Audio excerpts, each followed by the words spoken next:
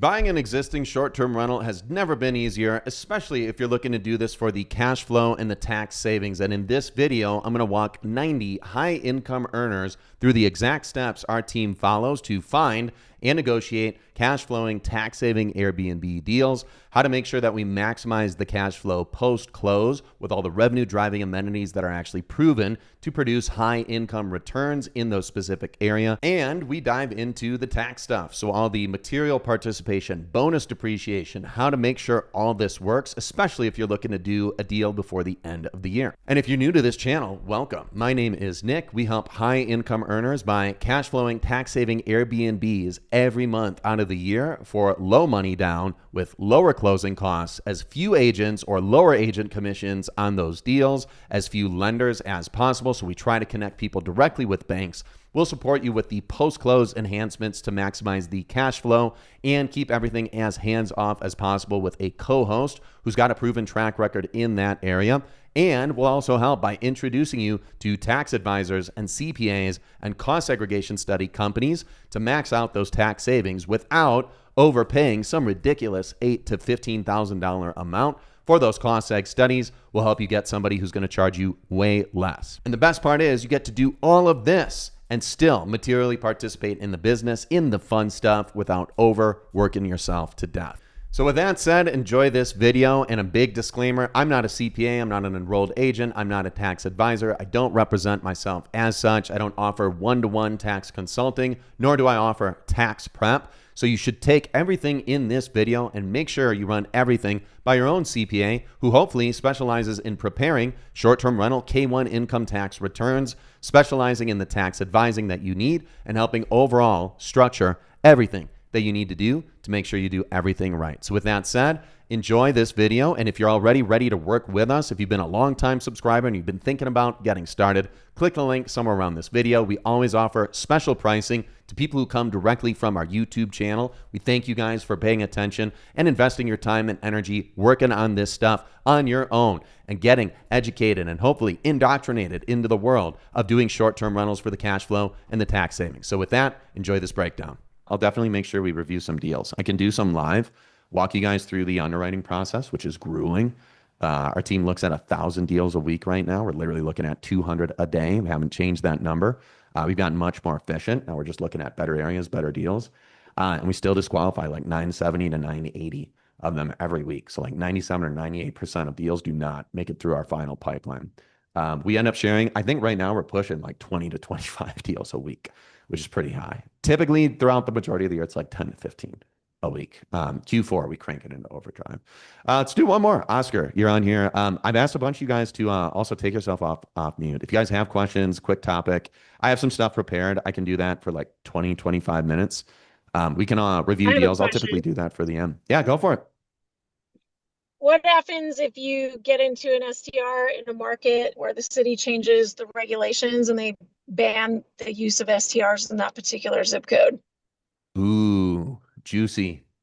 Really good question. So the number one thing to do is just be super hyper proactive and not do a deal in an area that we would label as volatile. So the number one thing that I think most investors get wrong is they don't go through the litmus tests that every deal that we review, it goes through like, it's literally like 8 tests.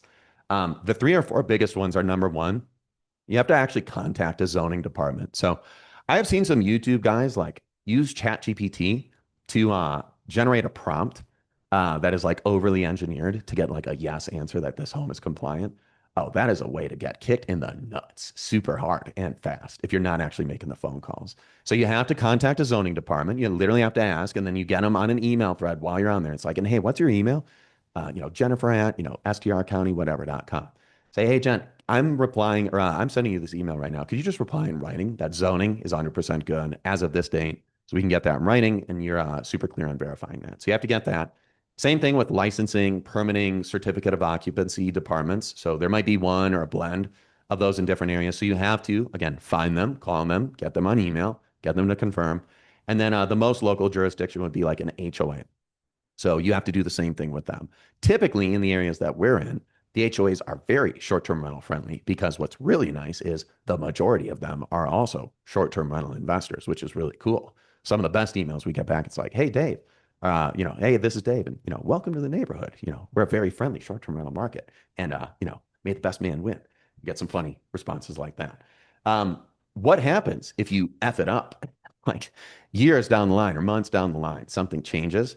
That's where those emails are going to come very in handy because what you'll probably do is you'll go into some form of arbitration with whatever that department is, and then you'll hire an attorney, kind of like a guy named Drew, who we've referred a lot of clients out to, not for instances like this, which they almost zero numbers of these happening, because we're very proactive in not doing these in areas where there is any volatility, where there is going to be like rezoning or redrawing of a map or a licensing or a permitting department who's got legislation being pushed through the pipeline and something might change in the next 6 to 18 months. If you do run into one of those scenarios, you're going to work with an attorney, and they're typically going to immediately start by producing one, two, three, four, five case law examples of this happening in another county in the same state in the last 1, 2, or 3 years, and then showing that the resolution sided in favor of the investor because they were what is called grandfathered in to whatever the protocols, the regulations determined by that jurisdiction at that period of time, and they're going to throw that case away. So typically what happens is this, and the most common example of this, we did have one client where this happened for, and he had his case resolved in like a week. HOAs are the most likely jurisdictions where they're going to like eventually hold votes on things. And we typically stay away from these areas. Like Houston is this one example. Like 3.5 years ago, we were doing deals in Houston. Houston is a tough market. This client is still doing well out there, but the HOAs were like, up in arms. Same thing with Dallas at that time. They were like, hey, we want to outlaw short-term rentals in our local community of like 150 homes or whatever. They ended up voting and saying, hey, we no longer allow short-term rental use. So what happened? My client freaked out, called me, called Connor, called, other people on our team. We ended up speaking with them and we were like, dude, you can relax. This is super, super, super solvable. It's very, very simple. We'll introduce an attorney who's you probably pay him like $1,000 for like 2 hours of his time. And he's just going to go and organize a bunch of these case law examples of this happening in another area, and then specifically indicating, hey, all these cases got dismissed because the investor at that period of time, he was not doing anything wrong. So he gets to be basically grandfathered in. This is the argument that the attorney would make. Grandfathered in to whatever the local jurisdiction permitted at that time. And the HOA can, create new bylaws. They can vote on things. They can implement stuff, but they can't retroactively ban commercial use for properties when the zoning, licensing, and permitting and other departments, when they allow for it. So that's typically what those cases look like. Fortunately, we've never really had that happen outside of one client across 360 plus closings over the last almost 4 years. But we do know and recognize, like, if something like that does happen, you're very protected. But you also just need to make sure, either if you're doing this on your own, get those emails ready to be produced, or if you're working with a team like us, ask us, for those email transcripts that we'll forward and say, hey, yeah, at this time, like Jennifer, who worked at this county, and here was her license number, or whatever number, if she worked for the county, or if she doesn't have one, whatever. But it's like, we got email confirmation from this person at that time when everything was good. We should be grandfathered in to allowing that to continue, this use case to continue. So very atypical scenario. It will probably affect people who are not doing their diligence and actually double, triple checking via phone, via email threats to ensure that this stuff doesn't happen. So if you guys work with us, we're going to make sure that we're as proactive as possible and not push stuff that we can't get, the verbal plus the email, the double tie down on, hey, everything is good here. Really good question, by the way. And what is your name? I didn't see, I see something like CF iPhone CF. Well, anonymous person. Oh, Sorry, yeah, I go was ahead. on mute. It's Candace Fuller. Oh, good to have you on here. Thank you for the identification. It's good to have you on here. All right, Yeah. guys. I'll do one or two more questions. Grant suggested, how far out can we cost seg? What does that mean? I have properties purchased in 2020, for example. Isn't the case that I have already used the depreciation? Grant, you need to speak privately with a CPA on like retroactively applying that stuff.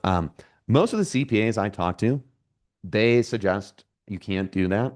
And then there are some CPAs who are like, oh, we're helping somebody redo this portion of their returns and then structure it accordingly if you met certain criteria. So can't comment on that. That's super personal. Not a CPA, not licensed tax advice. Can't give you insight there. For people who have rep status and manage their STRs and need 750 hours, Can we combine STR hours into the reps hours?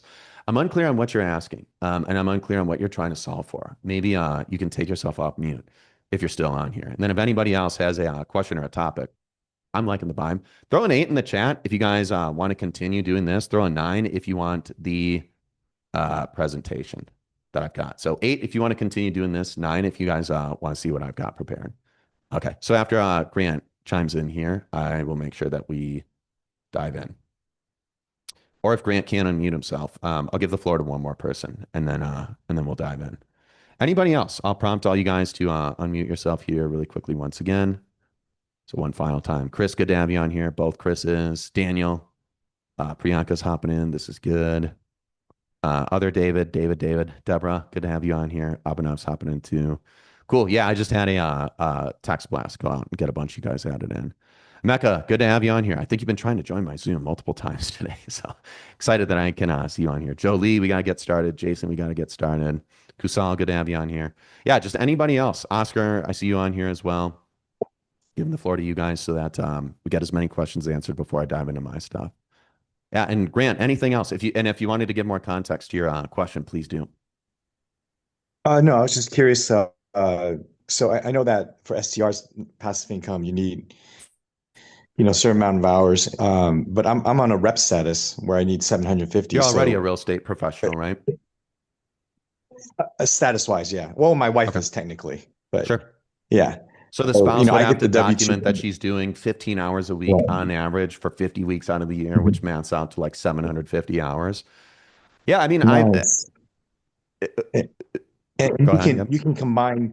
you can combine both activities. Like STR is under the umbrella of reps, right? It is, is there a distinction between, STR hours versus reps hours? Are they the same? I understand what you're trying to solve for, and Okay. yeah, I think I get it. If you as a Okay. household have one spouse who is a real estate professional, the other spouse does not have to Uh-huh. qualify for anything. Like that umbrella covers you guys. Like for example, my spouse, she does not Okay. work, she's not a real estate professional, but I spend like, dude, I spend 3,000 hours a year doing real estate related stuff. Like everything I do is real estate. So I am a real estate professional. So in that context, my spouse doesn't need to do anything. She doesn't need to log 100 hours per property that we close on. Like she doesn't need to get anything. So if you have that dynamic where you have a spouse, you're married, filing jointly, so long as one of the two of you have a real estate professional status, Mhm. or if you guys don't, at least one of you doesn't, at least between the two of you, you would need to qualify for that loophole criteria, which is threefold. So it's number one, get the property live, closed and live in service this year. Number two, average duration of stays needs to be 7 days or less at the property to confirm that it was a short-term rental. And number three would be minimum. You guys need to collectively, both your hours can contribute 100 hours minimum, no less than any other one individual. And I know this will be a burning question for most people. The 100 hours and no less than one individual, you guys will comfortably probably be logging 120, 150, 180 plus. Because you can log anything that substantiates the process of searching, acquiring, underwriting the property that you do end up closing on. So you need to present it accurately, but that's many double digits of hours, even before you guys close on the home. The day after you close on the home, you'll Right. probably fly out to the property or the weekend after. Most people will go for like a 4-day Mhm. weekend between the two of their spouses, 20 to 26 hours per day, like 10 to 13 per individual, and then you guys filing jointly, 20 to 26. That's how the maths on my Oh, last wow. webinar. Somebody was like, 26 hours a day. How the hell did you get that? I was like, oh, maybe I should have been a little Yeah. bit clearer. So 20 to 26 hours per day. I mean, it's very reasonable. Like we have people on this call, like a lot of you guys crank 10, 11, 12, 13-hour work days for work. Would it be reasonable that when you're at the property, you're probably cranking away to somewhat similar extent? I would say so. That's why I think 20 to 26 hours is pretty reasonable, because you're materially impacting the business every moment that you're there. And then if you're doing that over a 3 to 4 day weekend, 5-day extended weekend, that's like 60 to 140 hours plus. So to close the loop, only one of you needs to be a real estate professional in your household dynamic. It's not like both your hours need to like overlap or double convert. But if neither of you are a real estate professional, you guys would just log the 100 hours. It would not be as complex as I think we're making it out to be. Thank you. Yeah, of course. And really good question, by the way, because I know that that one comes up on literally almost every conversation we have. Cool. Jason said, let me see if there's anybody else on here. Yeah, and Sorkamp just replied, with rep status to get 100% depreciation, you do not need to do STR. You can do it with long term. Yeah, if anybody's a real estate professional, every piece of residential, commercial property, regardless of the use case they use it, whether it's long term, short term, you take all the depreciation in year one. You can accelerate it. But for those of you who are not real estate professionals, the only route, which is like literally everybody on this call except this one gentleman and his spouse in their household, all you guys need to actively income produce with the rental. So you need to run it as a short-term rental, which is a non-passive or an active form of income, because that's the only type of depreciation that you can use to offset your other active income, which would be the income from your W-2. Mayura, any question from you? Good to have you on here. Yeah, am I muted or unmuted? I can't tell. You're I'm good. sorry. No, got you Oh. loud and clear. Good to have you on here. Yeah, I just wanted to ask, how crazy is it to expect that we'll be able to find a place and be able to get it done by the end of the year so that we are able to On a have level it of done? crazy, from 10 out of 10 crazy, crazy hysteria to zero, like not crazy at all, is literally zero. You want to know what drives me crazy? I have 60 deals available for clients right now. We lose like 3 to 5 every single week to people who are not in our program, just because we literally have so many good spots, way more than clients will ever be able to take. So, yeah, the typical timeline for working together with us, clients will typically do an onboarding call. So we have an agreement, we have a payment that you make up front. A remainder payment amount is due the day after you close. The average turnaround time for clients doing the onboarding call and then getting to being under contract on a home and then closing, more than like 60% of our clients are under contract within 2 to 3 weeks of doing the onboarding call. Like 20% of people are under contract within like 2 to 5 days of joining the call. And then around like 15, 20% of clients, they'll take more than a month, 2 months, 3 months. I have some clients who enrolled earlier this year and like just woke up in August or September or like 2 weeks ago. They're like, hey, sorry, I've been busy. I'm finally ready to do real estate now. You will have plenty of time. I've told every one of our clients and even prospective clients, so everybody on this call, November 15th is really the drop dead date to submit offers on homes. Because we'll typically accelerate the closing timeline to like 22 to 25 days on average. So as soon as you submit an offer and the seller accepts, like let's pretend it's November 17th, for example, we'll literally order the inspection to be done the 18th or the 19th as soon as the property is available. Once we get the thumbs up or the thumbs down that we're definitely moving forward with this deal, we'll immediately schedule the appraisal and order it on what's called a rush. So we'll try and accelerate that thing to get done within 7 to 10 days. Some appraisers take like way too freaking long to get appraisals back. So we'll constantly be like pushing them, push, push, push. With the aid of AI, it's now quite simple for those guys or teams to get that stuff done pretty darn swiftly. And then once we get all that stuff done, so the appraisal is back and everything is good, the bank will typically take 2 to 4 days to quality assurance, quality control, approve the loan product. And that takes us to around days 18, 19, 20, 21, 20, 22. And then 1 to 2 days later, the settlement statement is produced by the title company. We correct it. And then a day later, order a remote mobile notary and get you to close. So that timeline typically times out to around 22 to 25 days towards the end of the year. So on that timeline, you still be closing comfortably around December 10th to December 15th. And I'm intentionally supporting clients with that timeline this year because I've definitely ruined my last 3 Christmases and New Year's with my family by helping people do stuff later than that. And then just people freaking out over their Christmas weekend and even the New Year's weekend. So even in the worst case of scenarios, so long as you're getting everything in by then, you should be able to comfortably close before the end of the year. I'll also support clients with, putting in offers on multiple homes, so that, if the seller isn't like very, very swift to, immediately get back to us, like right now with an acceptance or a timeline for everything, we can still, comfortably close before the end of the year. So you are good. You just need to make sure you close. I'd say the drop dead date for closing is probably December 28th. You can theoretically get properties live the 29th and 30th, and create a listing on like guesty.com. And then, somehow it finds its hands in the link to the booking finds its hands in like one of your friends or your coworkers or whatever, and they book it for $100 a night. So technically on paper, you did have 2 guests stay one night apiece. And the average duration of stay of those guests was one night. So you hit all your criteria. You got the property closed and placed into service this calendar year. The average duration of stay was 7 days or less. And you managed to hopefully log your material participation needed, the 100 hours. But that's going to be cutting it very, very close. Fortunately, we do not have many scenarios where we need to support clients with stuff like that because that is pretty aggressively close. Does that make sense, Myra?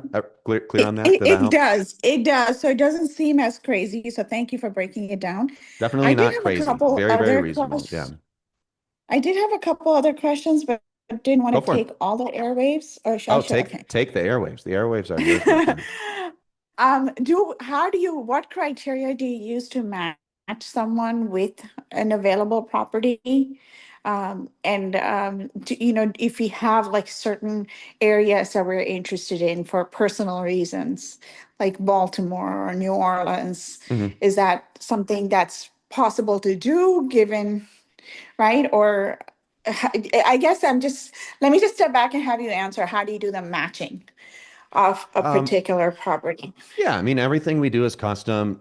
Everybody has a slightly different set of criteria that they're trying to optimize for, trying to avoid. The end result that everybody wants is pretty much almost identical. Everybody wants a tax saving, cash flowing That's right. Airbnb that they don't have to manage, that somebody else can do turnkey for them, where they have to minimally participate, and then just step away and be happy that they're cash flowing every month. The end result is like that's 99% what everybody wants. Everybody's route to get there is a little bit different. So I'll give you two examples. We have one client right now. The gentleman sold one of his companies earlier on this year. I think this is his either fourth or he's under contract on two homes. So I think he's closing on homes number 4 and number 5 in the next 2 to 3 weeks. This guy, his risk tolerance is exceptional. So pretty much every home he's bought has been over 1.1, 1.3 million in purchase price.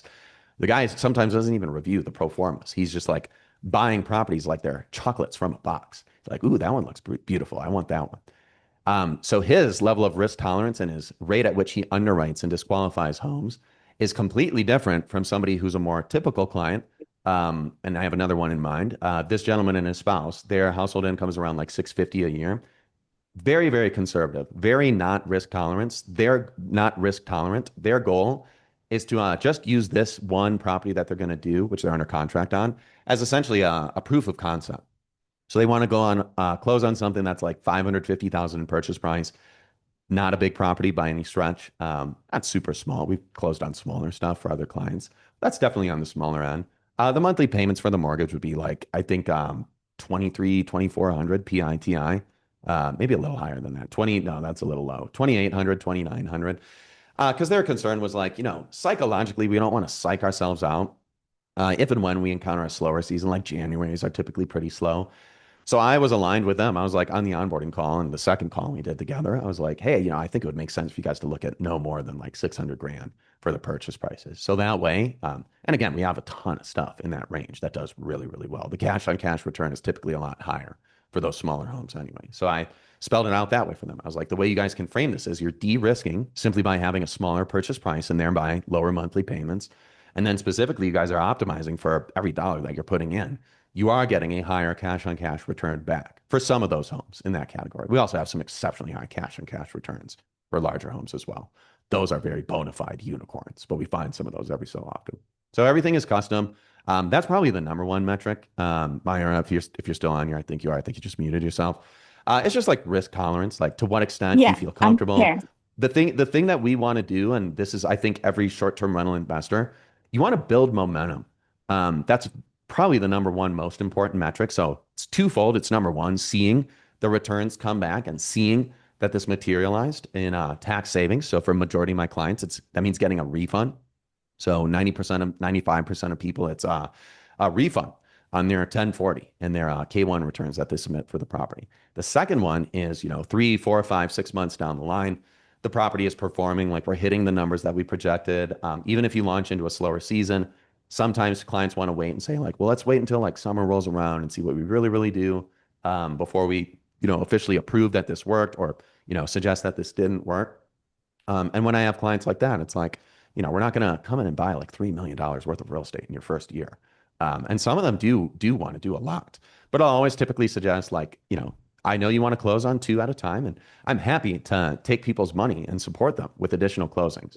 But I have definitely told clients privately, just do one. Just do one, get it live, and don't stress out and don't freak out on this first one. And then next year we can, take the top off and speed a little faster through this stuff. So everything we do is custom. I'll support you guys. I'll make sure you're not doing something that's too big for what I think is reasonable. So is it reasonable to say that we size it based on the amount of deduction we want, right? Because there That is a typically is cap the on criteria that clients will look at. Yeah. So they'll be modeling scenarios and our pro formas run through this. It's like, hey, this, $650,000 home, you have it modeled at around 28% bonus depreciation.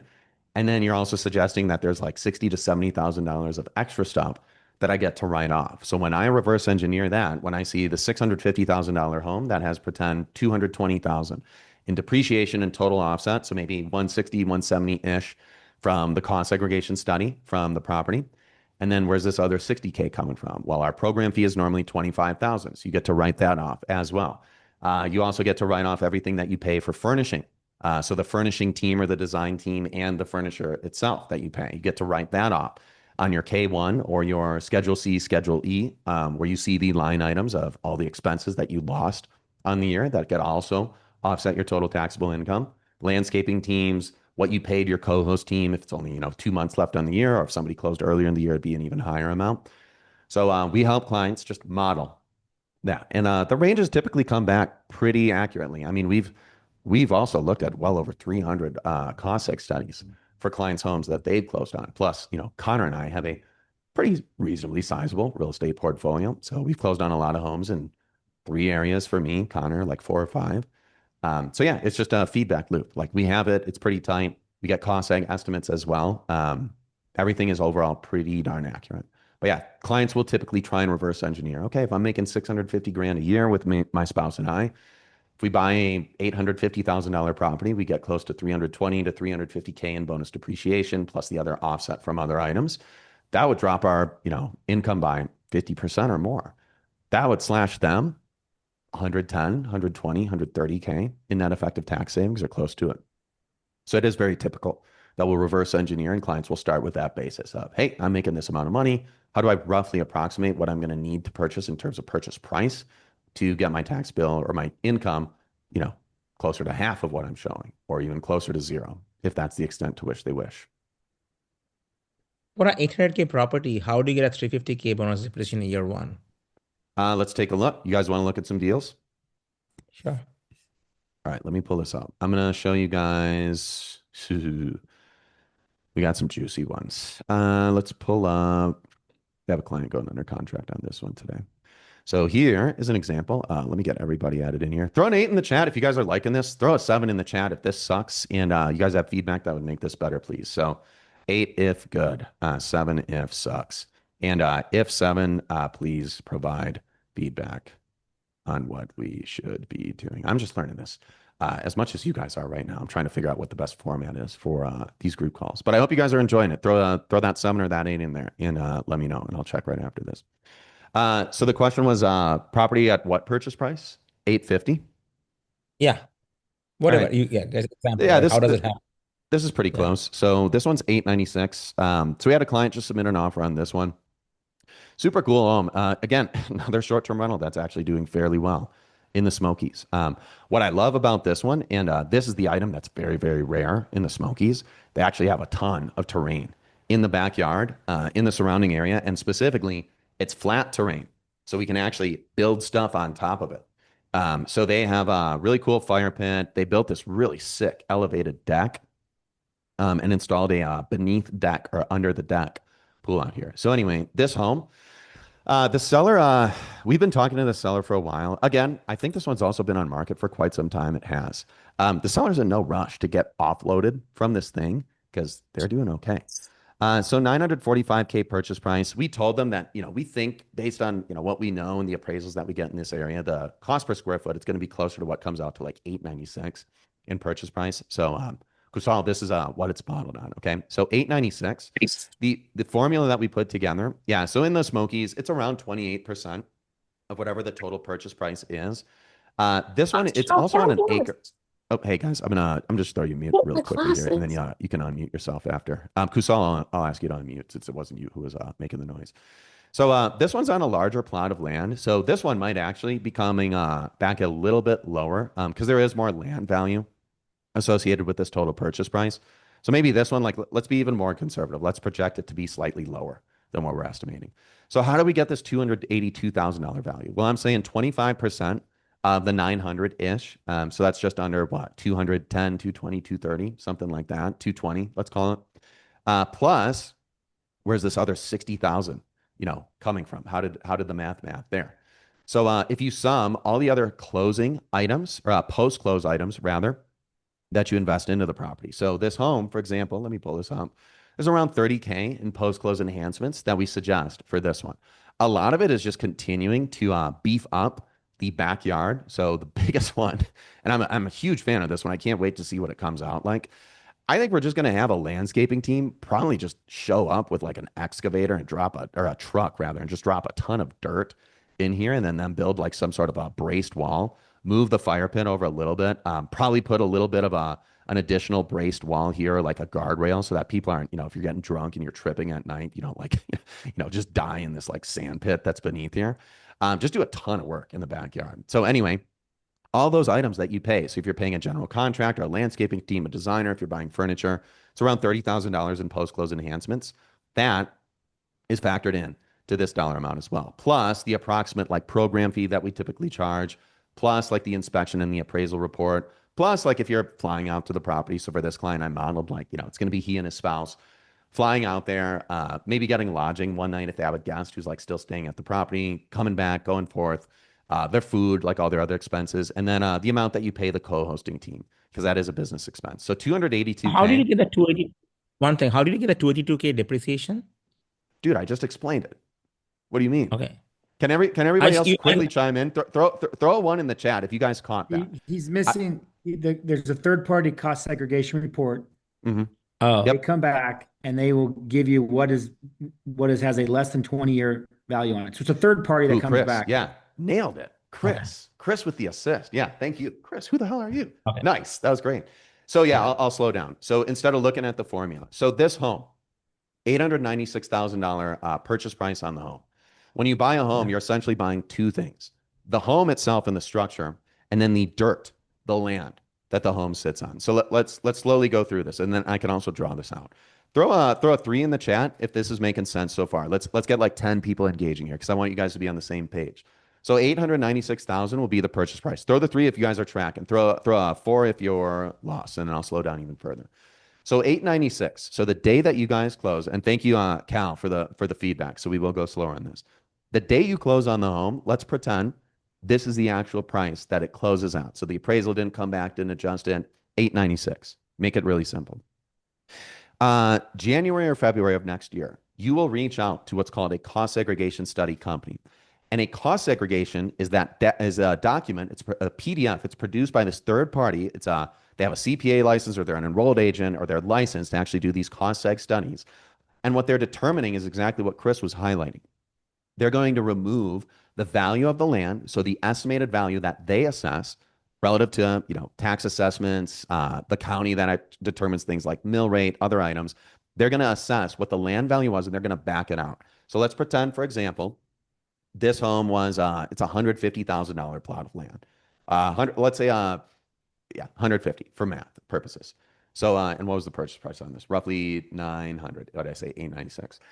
So that $900,000-ish purchase price, they're going to subtract 150, and they're going to say 750,000 is the assessed value of everything that's above the ground. So everything that's not including the land. And then that cost seg study is going to do exactly what Chris spelled out. So they're going to have a billion line items for every appliance, for every piece of tile, the roof, the walls, the trim on the exterior, the floor panel, or furniture that might convey with the purchase of the home. And they're going to assess what is the estimated lifespan that is remaining, or the overall lifespan on this item, and then the remaining lifespan on this item. And anything that cost seg study determines is going to be having a useful life of 20 years or less. They will accelerate the estimated full value of whatever that estimated value of that item was, either the current value or the value the day it was purchased. I'll have to ask Isaac, who we work with a lot on the cost segs. That will show up as a line item, and that total amount that comes back, you can accelerate that depreciation into year one. For example, another completely different example. Let's say you guys buy let's say you guys buy a Rolls-Royce Cullinan for your business because you're like a limousine driver, a chauffeur. 100% of that amount gets to be depreciated into year one because the estimated lifespan of vehicles is literally less than 1 year. What happens when you guys pop a tire or a transmission falls out or whatever goes wrong with a vehicle? Dude, that thing is out of commission. And what happens with Rolls Royces, like sometimes it takes like 3 weeks for these parts to come back. So if you run a business and you're a limousine driver and that's your vehicle that you're chauffeuring people around in, guess what? The IRS is going to recognize it's very fair and reasonable that you would accelerate 100% of that total purchase price into year one. So there is no cost segregation study that needs to be done for those. They're saying from the tires to the rims, to the axles, to the windshield, to everything, getting right off that whole freaking thing. But for real estate, not everything is going to fall apart as soon as you drive it off the lot or purchase the home. Like a lot of that stuff is going to last like 50 years, 25 years.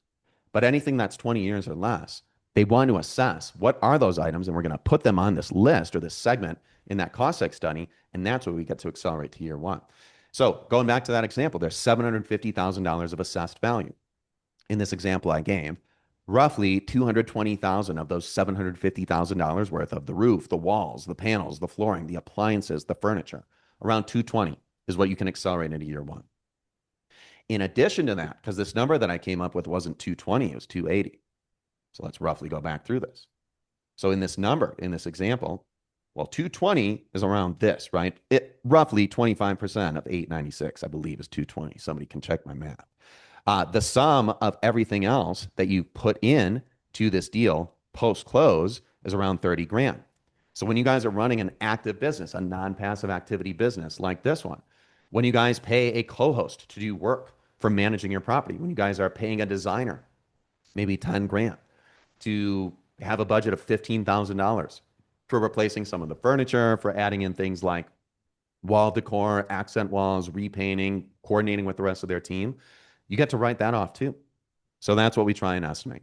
So this one, for example, is around 282K is what we pegged it at off of a an 896 purchase price. It's roughly 31%, 32% of the total purchase price. Only 25% came from the cost seg. The other 7-ish% was around like 50K in other items that you get to write off. Our program fee, the cost, our program fee, the designer, the furniture, the landscaping team, etc. Throw a 2 in the chat if that's making sense. Throw a 1 in the chat if there's still some ambiguity, and then I will ask some of the ones to take themselves off mute. And by the way, guys, please don't be embarrassed. Like, this shit is complex as fuck, right? Throw a 2 in the chat if that's for real. 2 is good. 1 is still unclear on something.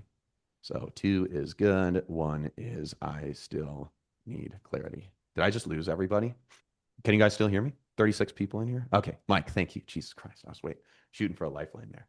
All right, so a little bit better. Any ones in there? Lisa, but you just joined, Lisa. What's up, Lisa? Good to have you on here. Lisa, I'll get you the recording. But everybody else, 2s, everybody else good? You guys want to see some content that I prepare? Lisa, love you too. Thank you. Okay. Final item. Anybody else? Did I miss anything? Did anybody get a question in the chat that wasn't answered? Let me ask you guys to unmute yourself. Kushal, everything good? Oscar, good? Let me get the rest of you in here. Okay, good. Useful? Who asked that question? That was you, Kushal, right? No, I got my question. I understand the depreciation part, but you cannot deduct the entire depreciation year one, right? Is that bonus depreciation that you can, let's It say is the depreciation that you can accelerate to year one and deduct or offset against your total taxable income in year one. That is accurate.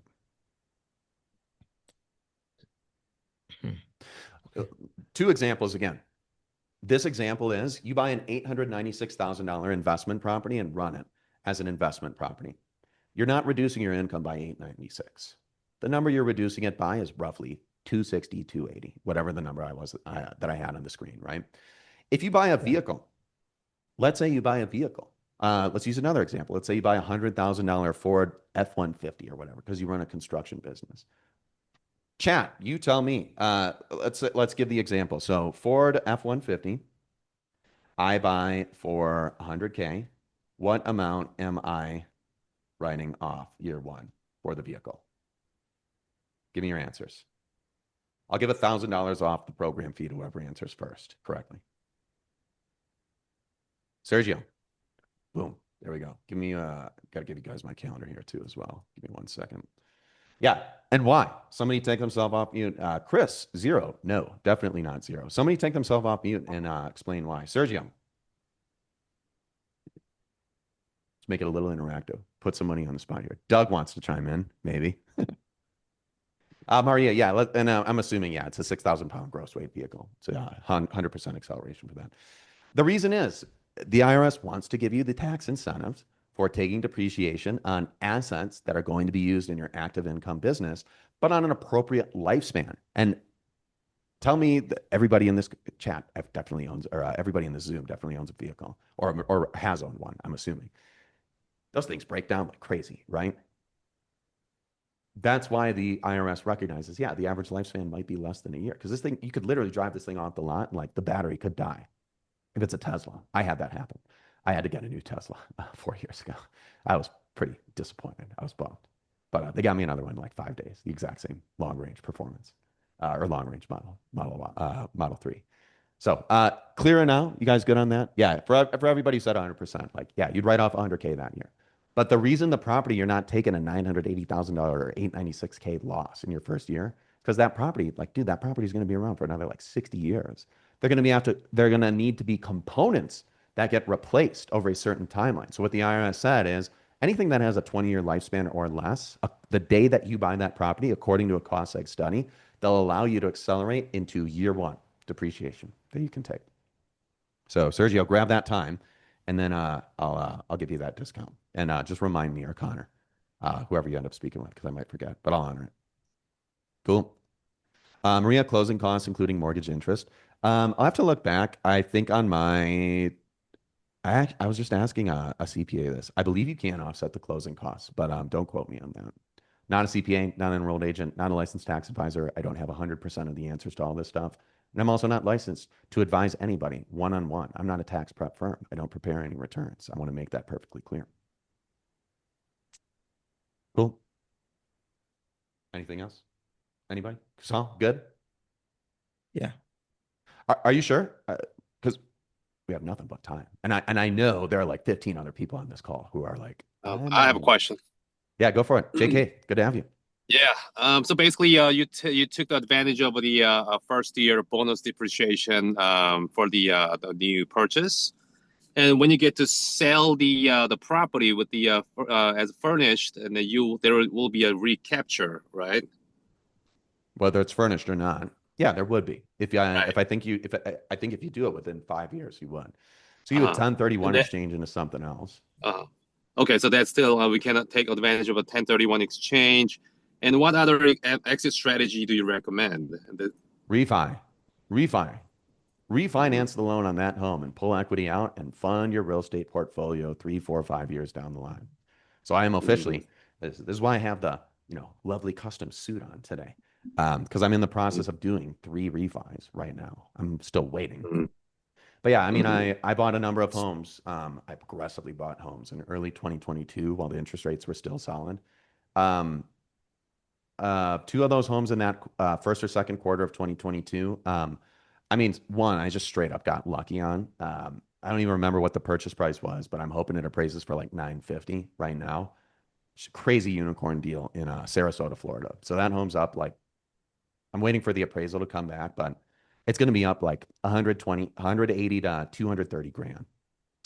One other home, and then my Granby property, I'm still deliberating what to do with that one. But those homes are collectively up like hundreds of thousands of dollars. Should I sell them? Absolutely not. Like, I'm crushing with that Sarasota home, and the cash flow on it is really, really nice. What I will do is I'll do what's called a refinance. So I'll do a cash out refi. I'm waiting on my appraisal coming back. As soon as I get it back, whether there's a rate cut or not, because I do, I'm going to buy a couple other spots before the end of the year. I'm also closing on a boutique motel that we're going to run as half of it is going to be a pad split medium term rental, half is short term rentals, and we're going to see which one performs better, and then make a decision 6 months later to see which one we continue doing. So we're running a split test, an A/B split test. Pretty freaking cool. So I'm excited for that one. No, I'm not going to sell any of those properties. I went to my banker Bart at Chase. I was like, hey, what's the loan to value ratio you can give me on these homes? He said 80%, and you can do 5.9% interest rate. I was like, fuck yeah, Bart, thank you. I was like, that was way better than what I was expecting to get. So what I'll do is, as soon as I get the appraisals back, I'll submit them over to Bart, and then he'll say, okay, 80% of 920, which is where I hope this, home comes back at, is going to be something like, I actually got to check again. So 80% of 920. So this is the exit strategy. This is what you do. So around 736,000 in a loan that Bart will wire to me within 72 hours. I need to also pay off any other concurrent debt. So I have another mortgage on that home, my first position mortgage from when I bought the home 3.5 years ago. And I think the position on there right now is like 539. So I'm gonna pull out all in on this deal like 185-ish. It's not an exit strategy, it's a refi strategy. So that's the snowball effect. It's at some point after you guys have bought enough real estate over a long enough period of time, typically what most people will do is they're not pulling funds from their bank account or from their income or their savings or whatever to fund their deals. They're doing this, which is why this game is so addicting after you do it for a while. Like this is, and I'm also very excited because this is my first year where I'm playing the snowball effect. So technically 6.5, 7 years into my real estate journey, but 4.5-ish into the short-term rental journey. I'm pulling equity out from older homes, and I'm now funding my new deals with equity from homes that I purchased 4.5-ish, 3.5-ish years ago in early 2022. So that's probably the exit strategy that most people are going to do. I will never sell anything that cash flows. I learned that. Never, ever, ever sell anything that cash flows. You'll just consistently take debt. So you'll take loans, which are tax-free, against the new appraised value from those homes. You guys clear on the refi stuff? Throw a 6 in the chat. 6 if clear, 5 if unclear on the refi stuff. And then also schedule a call if you're not already working with us. Mike, Mike, let's workshop this really quickly. So yeah, tell me your interpretation of it, and then if there's a gap or anything else specifically, let's clarify it right now. Mike, if you are able, yeah, go ahead. Oh, so sorry. Sorry about that. No, yeah, I'm just unclear about the refi. I learned that you can take equity out of your home and purchase that a new home. And I watched some of your YouTube video where you can do some creative financing. I'd like to learn more about that stuff. I think the hardest part about buying a property is the 25% down payment. But I know through creative financing, you can put less than that. I'd like to learn more about that part. Certainly, of course. So those are two separate items. Refinancing the home is not necessarily like a creative finance method. It's very traditional financing. You're going to Chase Bank or your local credit union, and you're just telling them, hey, I've got an appraisal on this home. It's worth XYZ value. I have, really simple example. This home is worth $1 million today. I have $600,000 in outstanding principal balance of the debt for when I bought this home, let's say 6 years ago. I'm just giving you a hypothetical. That banker would approve you for an $800,000 loan, like 800,000 of that $1 million. So they would give you a loan. They would wire you $800,000. Immediately or concurrently, you would pay off the existing $600,000 in debt. So what would you have now? You'd have a brand new loan and new monthly payments on that property. You would have paid off your old one, so now those payments and that debt doesn't exist. But you have an extra $200K that you pulled out. So that's the mechanics of a refi, oversimplified. Clear on that, which is separate from the creative finance stuff. Clear there, or is there anything still shaky? No, I'm personally clear on that. Just more of the creative finance, refinancing or refinancing that. Certainly. I may not be the creative. Yeah. So if we were like negotiating with the seller right now, and it's like, hey, are you open to any creative terms so we can give you the price that you want? First off, before even exploring creative stuff, understanding that if you are going to explore creative financing, the seller is really only willing to do that for one of two reasons, and they're both because they're kind of like forced to. One example would be like somebody bought primary residence with like an FHA loan in the last like 6 months, and they put, let's say, 3.5% down. Maybe they lose their job, or maybe they're, active military, active duty, and like they're deployed. And they're like, oh, dude, I'm going to be, overseas for like 12 months. I got to sell this home.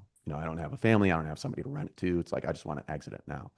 Well, a subject to transaction with no agents on the deal is pretty much the only option that they have. They have a massive amount of debt. They have a 96.5% position of debt on that home. So if they have an agent or two agents that they're using to sell that home, oh, dude, they're literally writing a check to sell that home. They're losing money because they might get the purchase price that they want, which is maybe what they bought it for, or slightly less than what they bought it for, or slightly more 6 months ago. They're losing crazy money. So in that scenario, I would go to that person. I'd say, hey, Mike, one thing we could do? We could keep the existing debt that you have in your name. I could write you a check for like $30,000, a down payment for you right now. It's the only way mechanistically that you could walk away with money in your pocket to close on this home. You don't have the best interest rate, but what I love about this deal is that you're kind of distressed, and I kind of get to name, the price and the terms that I want to do this on. But it's your best solution because your alternative would be getting freaking destroyed by selling this conventionally, where you're going to have to like literally turn around and take the proceeds that you get from the sale of the home and literally pay off all the debt, which is a massive amount. Like, you have no equity on this home and you're going to get destroyed if you sell it that way. So that is very like, you pigeonhole them into like, this is the only route that they have. We don't really do a lot like that. We definitely have. But during this environment right now, definitely not very common. Second one would be another seller who's on the opposite end of that spectrum. They're very affluent, probably like most of you on this call, or how you will be in 10, 15, 20, 25 years with your real estate portfolio. You guys might buy something in 2025 that's worth $450,000. And in 20 years, maybe this home might be worth like 750 to 1.2 million. Who knows? Well, you guys, the conscientious taxpayers that you are, you probably don't want to pay that thing that's called capital gains tax on the sale of this asset. So what you might explore is, hey, I'm Rama. I'm 55 years old right now, and like I'm freaking set for life. I have like $6 million in equity in my real estate portfolio. I don't need to sell anything today, but I've recognized that, I thought it would have been cool to pass all this, portfolio and build a legacy and like give it to my kids. My kids are freaking TikTok stars, and they don't have, any capacity or any interest in doing anything with real estate. So they don't want it. What am I going to do with it? I can't hang on to it. I'm retiring. I'm done. I just want to liquidate the whole portfolio.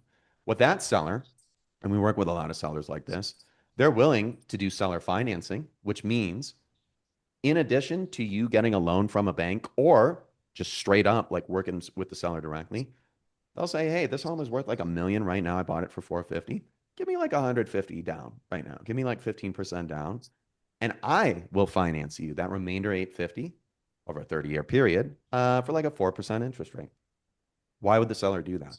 They're just trying to reduce the amount of capital that they receive, their proceeds today, to reduce the amount on which their capital gains taxed. So without going too crazy deep into that scenario, that's typically one mechanism for why a seller would be interested in seller financing. Thank you. That's that. So I guess you can help us find those deal with that seller or in those type of scenarios. Well, I'll tell you what, right now, the best deals we're finding right now, we're buying them on massive discounts with conventional financing for 10% or 11% down secondary home loan products. We have a couple banks who do 10% down, so long as the property is more than 50 miles from your primary residence and roughly under 880, 890 in purchase price, without getting into the mechanics of why they determine that number. They'll give you 10% down. And I'm getting clients 6.1 to 6.4% interest rates on those right now. Not creative at all, but very advantageous. You're literally winning on every metric on that deal, except for the interest rate. So those homes are subject to appraisal. Still like 90, 95% of everything is under appraising, which is what we on this call want. There are no sellers on this call, I hope. We want that home to underappraise because then we get to win twice. We typically negotiate a pretty significant seller credit, which is money coming back to us at closing, because we're trying to get agents off the deals or just reduce the total commission that agents have on the deals. Callian, it's a primary. It's a personal loan. It's in your personal name. It's technically a vacation home loan product, a secondary home loan. It was designed many, many decades ago for people who were buying a secondary residence, but it was more than 50 miles from where they live, like a true vacation home. That loan product made perfect sense at the time. So they'd allow people to put 10% down, and it's in their personal name. It's not an investment loan product. Well, what's happened in the last 15, 20 years? A little platform called Airbnb started to become a thing. And that has now been a very consistent use case for a lot of people use that loan product and run the property as a short-term rental, which according to those lender guidelines, it's very, very compliant.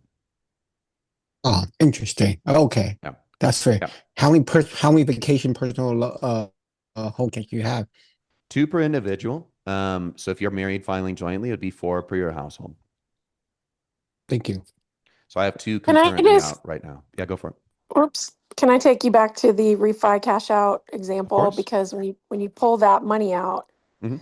obviously your new mortgage payment is going to be higher than the old one.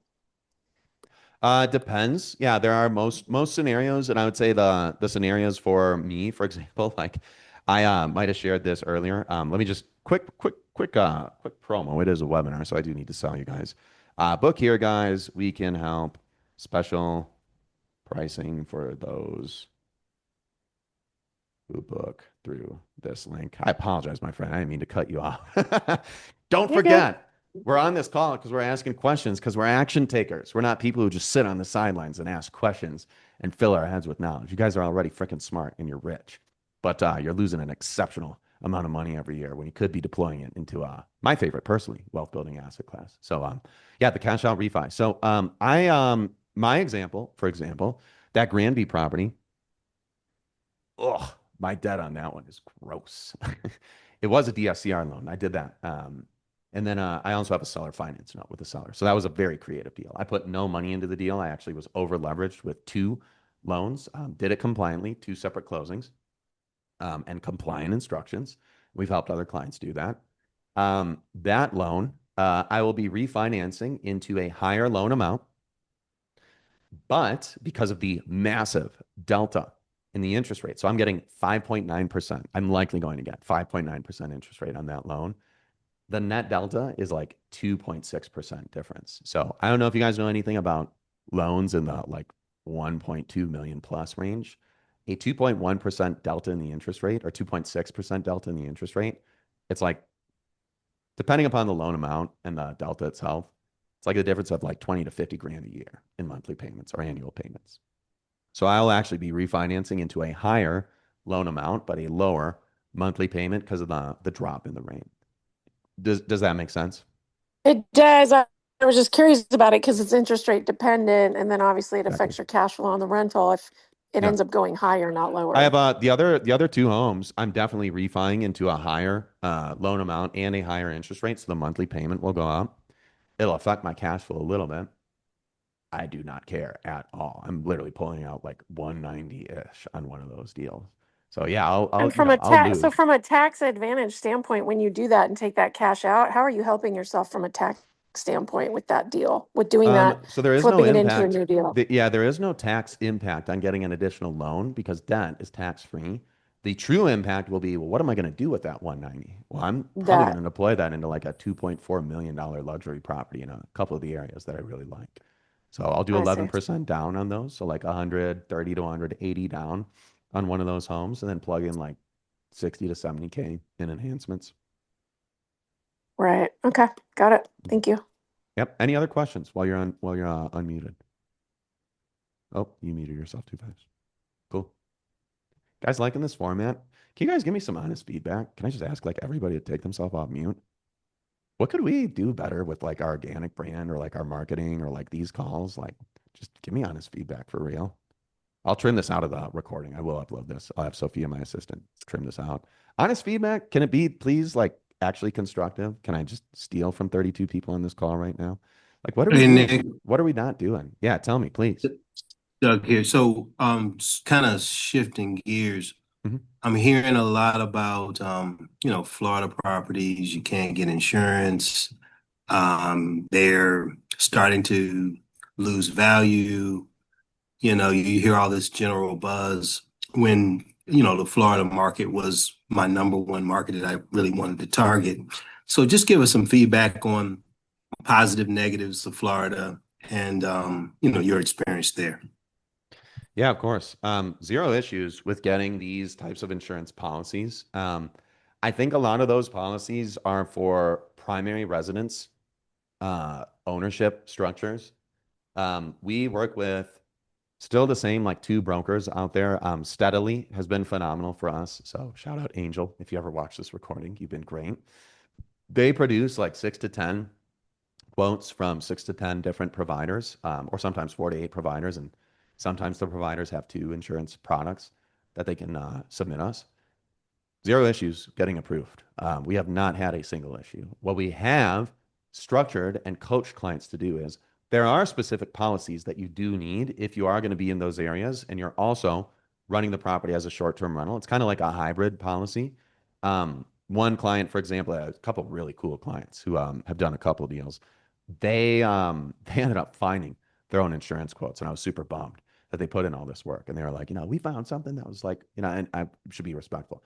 They found something that was like $1,000 less annually. So they saved literally $83 a month or $48 or $50 a month or something like that. And we were like, well, you guys scoured, the ends of the earth to find a cheaper policy. And like you did do that, like you did find something.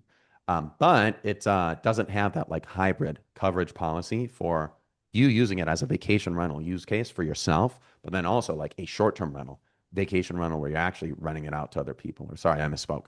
Vacation personal use, not a rental for your personal use. And then also coverage for if you do use it as a short-term rental, like guests are staying there, that coverage exists as well. So zero issues there. Personally, I really like Florida. I own stuff in Sarasota. Sarasota's been really good to me. If anybody bought anything in Tampa like 4 years ago, you're not even on this call. You're like freaking Ebenezer Scrooge sitting on your money, counting your dollar bills and smoking cigars. If you like Florida, we find a ton of really good stuff in southern Florida. So Panama City Beach, Destin, Santa Rosa Beach, Miramar, that whole area. Really like it. I'm actually super bullish on that area doing really, really well, both in the short-term rental market and also the property, hopefully. Again, major crystal ball speculation. Don't take, this is not financial advice. This is obviously super, super speculative. If anybody's going to suggest that they think they have a semblance of an idea of where, property is going to go up faster than anywhere else, you should distrust them immediately and then look them up and see if they have a track record. So I'm not going to throw myself into that group of people, but I will suggest there have been a lot of condos that are getting foreclosed on out there. If you guys have seen in the last like 2 or 3 years, there have been some pretty tragic condo collapses. I think one was in Miami Beach, and then I think another one was actually not far or within this area, like the 30A area, Santa Rosa Beach, Miramar Beach, Destin, Panama City Beach, whatever. So now the condos like owners associations or whatever's a tier above them, like a local county department or jurisdiction, they're pretty much levying and enforcing that a lot of these complexes need hundreds of thousands, if not millions of dollars in like infrastructure redo. So what's happening is those expenses, those fees are getting passed on to the owners, whether they own as their primary, secondary residence or as an investment property or whatever. Dude, some of these HOA fees are freaking insane. They're like $2,500 a month in some scenarios. So like, imagine Grandma Debbie who just, sold her home in Denver and she and her spouse Ned are retired and they're like 65 years old. How are those guys going to come up with 25 grand a year to keep that property afloat? Like those people are either trying to sell it on a discount and get out of a pre-foreclosure or foreclosure scenario, or they're just like, F it, I'm just getting foreclosed on and I'll deal with the credit resolution later because their credit's going to tank, credit score. So what's happening? So where's the opportunity here? Well, there are a lot of really nice 3 or 4 bedroom condos that are now just wiped from the face of the earth. So fewer competition or fewer competitors, less competition in the 4-bedroom category out there. Oh my goodness, we have been snatching so many 4-bedroom single family homes out there that are like 6, 7, 8 blocks from the water. Those homes are going to crush because like 15 to 20%, maybe 25, 30%, who knows what the number is, of the 4-bedroom condos that they're competing with, those aren't even going to like exist in 6 to 12 months. They're not even going to show up on Airbnb, VRBO, Booking.com, Expedia, etc. The other item is also that is going to impact the rate at which I think a lot of other people are going to connect the dots and suggest, buying a 4-bedroom or maybe even a 5, there's going to be way less competition out here. probably going to also eventually calibrate up on the purchase price or the cost per square foot. Like I even told a client late last week, we were submitting an offer on a 4-bedroom out there. They were like trying to win on every metric against the seller. I'm like, dude, number one, that's not what you do here. You're not like Grant Cardone pretending that you like take people's head off at the closing table. Like that doesn't happen out here.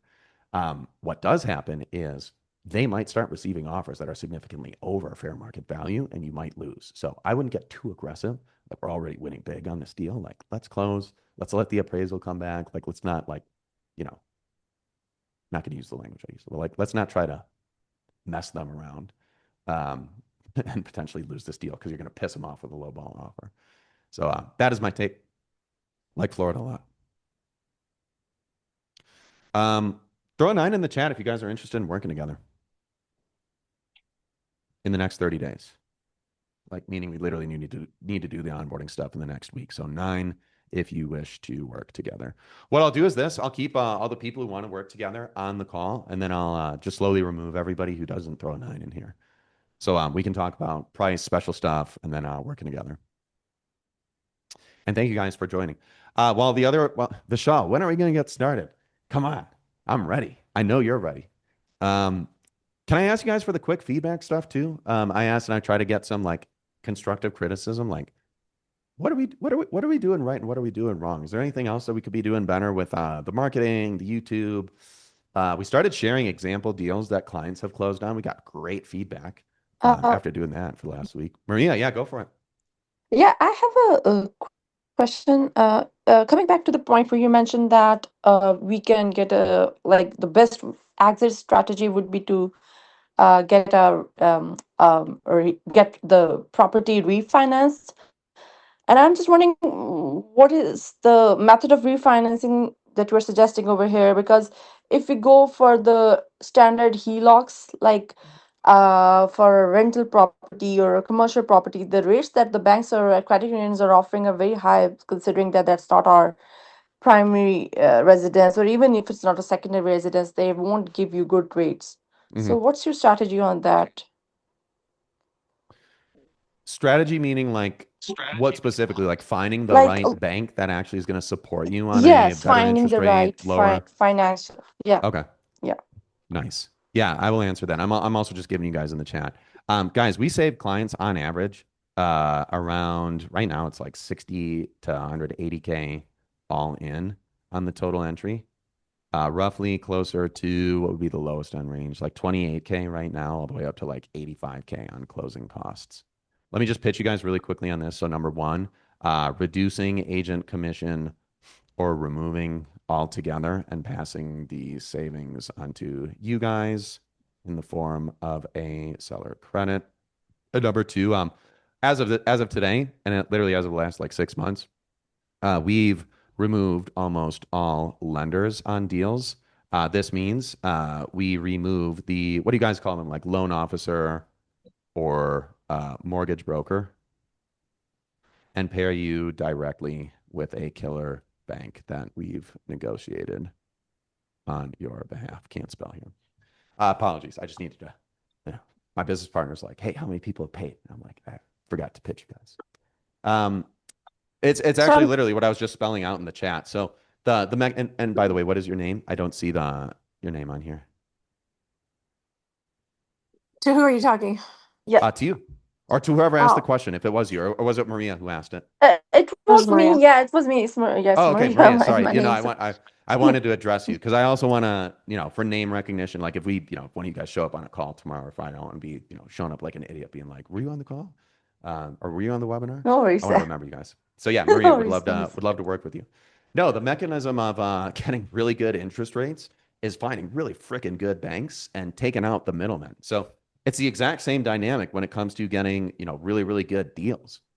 One of the things that you'll need to start focusing on is where can I win on this deal by removing, so here's the specific item, removing any inefficient middleman or middle person. So the two biggest ones are there's a buyer and a seller, right? On the sell side, which one did I say? The seller side, who do they have representing them in this transaction? Like somebody can drop it in the chat. You guys all know the answer. It's a listing agent, like a realtor, an agent. What do agents do? Well, in 2025, according to me and everybody on our team, they do jack shit. They're not doing anything. They create the listing one day and then they just field emails and phone calls and they're lazy as hell. This is why agents get a super bad rap. Nobody takes them seriously because they don't really do anything. This is why sellers hate agents. This is why buyers hate agents because they just take a massive amount of commission. They're this inefficient middleman or middle person or team of middle people. So if you guys can get rid of those people, what's going to happen? Or negotiate their commission down, what's going to happen? Well, the seller is going to pay way less in closing costs. So they're going to lose less proceeds or fewer proceeds as a product of paying an agent a lower dollar amount.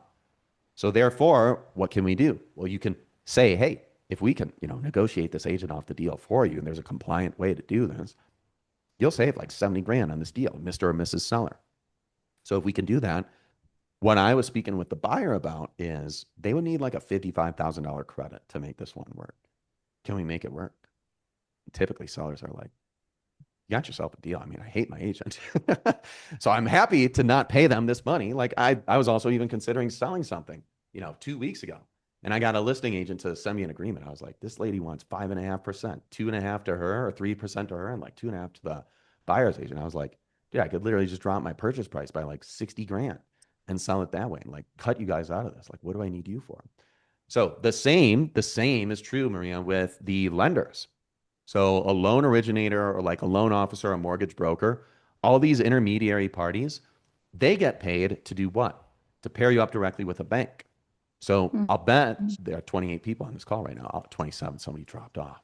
How dare you?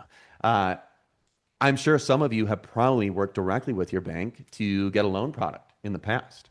And what did you guys notice was different about that scenario versus working with any of the other scenarios where you did get a loan product, but it was from like a loan officer, a mortgage company, or like a Rocket Mortgage or a Sphere or whatever are these popular ones?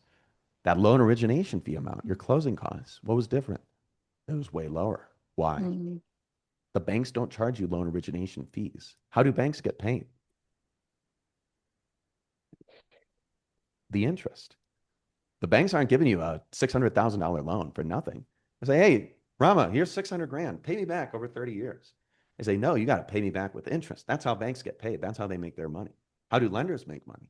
Charging you a point or a percentage point or 1.5% or sometimes 2% on the loan amount that they get for you from the bank. It's like, well, do you really need these lenders? And the answer is kind of not really, no.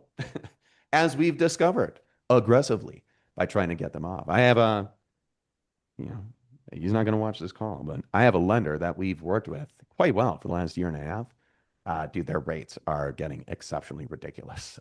They charge 2% loan origination fee. So I told them, I think we're just going to contact this bank directly moving forward and not work with you guys anymore. And we had a huge spat. It's like, well, you guys need to come down in your loan origination fee if you still want to, work with our clients. But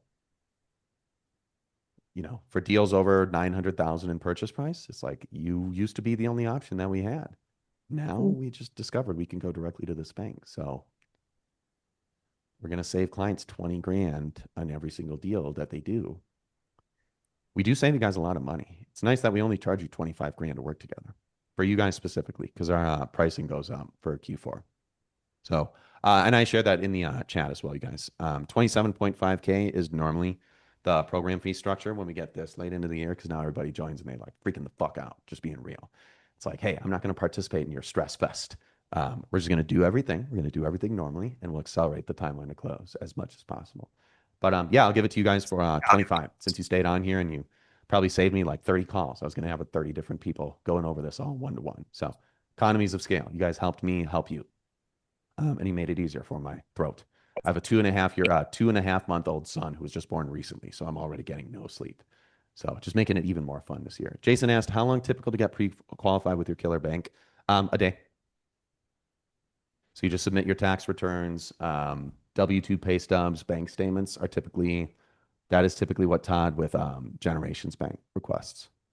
And then for Farkan and Farouk, who are, just being real, guys, we're trying to cut you guys out and work directly with that bank. It is what it is.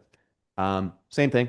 So they'll do a soft credit pull and or tax returns. They'll look at that and or bank statements, so like 6 months of bank statements, and all this stuff takes like literally 5 minutes to produce. You can go to irs.gov and download your last 3 years of returns in like 60 seconds. And then bank statements, same thing. Go into chase.com, count summary, balance statements, or bank statements rather. Just download the last 3 months. And then W-2 pay stubs. I haven't been a W-2 employee for like 10 years. I have no idea how anybody gets that stuff. Just talk to your employer, I guess. One more time. I hate to ask you to say this again, but you mentioned don't hate out of anything, baby. We're doing real estate and we're learning everything on this call. Throw a 6 in the chat if you guys are enjoying this. I absolutely love this stuff. This company is super fucking fun to run. It's stressful as hell, but it is fun. We like our clients. 6 if you like this. All right. Mike, you get $1,000 off your program fee too, sir. Just remind me that I said that I would do that. I'm taking Mike's deal. Gotta throw those 6s faster in the chat, my friend. I'm talking, man. So all right. My question was, you said some number up to 180 or I don't know, to get the deal done right now before the end of this year, out of pocket cash for closing. Like, what was that range you stated earlier? Total entries, not including the post-close enhancements right now, are going to be right around, let me look at a few. So everything is around 8 to 11% right now, and I'll explain why. If the home is under 880,000 in purchase price, you can do 10% down. So let's use a $600,000 home as an example. 600,000, 10% of that is 60K. So there's your down payment. Closing costs on a home in that range would normally be 12 to 24,000. And if you include the loan origination fee from the lender, since we're essentially getting rid of that, the closing costs drop to around, most title companies on the buyer side, you're paying around like $3 to $5,000 in closing costs to them. Plus, if you prorate and pay off all the property taxes and the insurance policy paid in full year one, and it's also end of the year, it could be like 8 to 17 grand, depending upon the area. The property tax, the insurance, they can fluctuate heavily. Well, we're getting like, on 600K deals, sometimes we're getting like $20,000 to $45,000 seller credits. So that amount is going to reduce your total down payment and closing costs. So you might have a net entry, all in cash to close on a 600K deal, which I'll try. Let me see if I can find one right now. Do this Westminster one. I'll find one that has negative closing costs really quickly. I should be able to find one right now. And I'm not going to dox these deals actually, because these are live ones. I have clients submitting offer on those too. But anyway, you might enter the deal for like 9%. So on a $600,000 home, you might put 60K down, have these closing costs, but you might have like a $35,000 seller credit, which reduces your total entry on the deal. So let's just say 70, just to keep it simple, just worst case 70. Sure. And then Plus what is typically around like 20 to 35K in enhancements post-close. So like general contractor, you're going to typically you'll pay like, I've seen clients do 2,500 on the low end, which to me always seems pretty low. I always pay my GCs way more because I have them try and do as much like, hey, think about 5-10 years into the future, any CapEx, capital expenditures, deferred maintenance, repairs, whatever. Like, let's just do them all now. Well, I'm feeling good and I have money and I have liquidity. Because sometimes I'm never poor, but sometimes I'm broke. Sometimes I spend all my cash and it's like, oh, I hate those instances. I was like that, for the last 2 months. I spent a lot. Designer, most good designers are charging around like 7,500 all the way up to like 12K in some scenarios. So ballpark like 10K for a designer. And then typically we budget around $8,000 to $25,000 for furniture replacements, enhancements. So specifically, Kusal, good to have you on here. Thanks for staying on. Specifically things like accent walls. So if they're wood panel walls, if they are just literally repainting or painting, like a bedroom, for example, if there's a headboard where the bed is against, you'll typically paint that one hard, solid color. And then landscaping team. So around 8 to 15 at least, I ideally like to do for landscaping teams. If the home has a beautiful backyard with plenty of flat terrain, we're definitely doing the fire pit, stone patio walkways, integrating everything together, and then the mini putting green. You just tell the team like, hey, what's the largest putting green I can get? If I'm also doing the fire pit, the stone patio walkways with you, and I have 15K to deploy, what's the largest putting green that I can do in terms of square footage for the AstroTurf and the sand and gravel and the leveling and everything they do underneath it. So yeah, a lot of my deals, our stuff is around like 15 to 40, 45K in post-close enhancements. And all that stuff gets done in the next like 2 to 3 weeks. Sometimes a designer takes a little bit longer than 3 weeks. But general contractors and landscaping teams, they're done in like 2 to 5 days after their first visit to the property. A fire pit is literally replacing earth with earth. You can get that done in 60 minutes, literally. You have a shovel for 15 minutes. You've shoveled, you've dropped your stuff in, you drop the cylinder in, you put the bricks around it and maybe mortar, and then you're done. So these aren't big renos. These are just No. upscaling these. Yep, exactly. So is there a range like 100, 150, 180, 200? Like what are we I talking shared the about range all for in? post-close enhancements. Yeah, so for example, like I've got one in Broken Bow. This is a Scrub Oak Trail. I really like this deal.